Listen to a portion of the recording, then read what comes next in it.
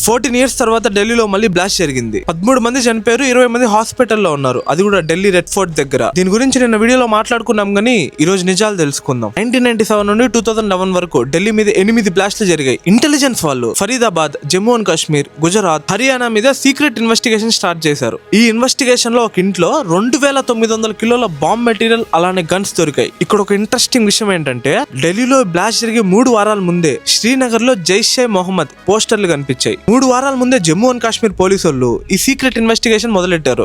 ఆ secret investigation వాళ్ళని ఉత్తరప్రదేశ్, హర్యానా మీదుగా ఢిల్లీ వరకు డౌట్ వచ్చి వాళ్ళని తీసుకెళ్లింది. ఇన్వెస్టిగేషన్ లో పోలీసు వాళ్ళు కనిపెట్టింది ఏంటంటే ఇండియాలో ఇప్పటి వరకు ఎప్పుడూ లేని కొత్త రకం టెర్రరిజం. అదేదో కాదు, వైట్ కాలర్ టెర్రరిజం. దేశాన్ని కాపాడాల్సిన డాక్టర్లే టెర్రరిస్టులుగా మారారు. ఈ అటాక్ లో జమ్మూ డాక్టర్ ఉమర్ నబీ ప్లాన్ చేశాడంటున్నారు. అండ్ ఇంకొకిద్దరు కాశ్మీర్ డాక్టర్స్ అదిల్ అహ్మద్ రాతేర్ అలానే ముజామిల్ షకీల్, వీళ్ళిద్దరి పైన విచారణ జరిగింది. నేను ఎప్పుడు అనుకునేవాడిని చదువులేని జనాలే ఇలాంటి దారుణాల్లో పాల్గొంటారని, కానీ ఇవాళ డాక్టర్లే ఇన్వాల్వ్ అయి ఉన్నారు. ఏం మాట్లాడాలో కూడా అర్థం కావట్లేదు. అటాక్ లో వీళ్ళే కాదు ఇంకా చాలా మంది ఇన్వాల్వ్ అయి ఉన్నారు. మన ఛానల్లో నిజాన్ని నిర్భయంగా మాట్లాడదాం. నెక్స్ట్ వీడియో కోసం వెయిట్ చేయండి. నేను వీడియో పెట్టగానే మీ దాకా రావాలనుకుంటే కింద కనిపిస్తున్న సబ్స్క్రైబ్ బటన్ ఇప్పుడే నొక్కి పెట్టేసుకోండి.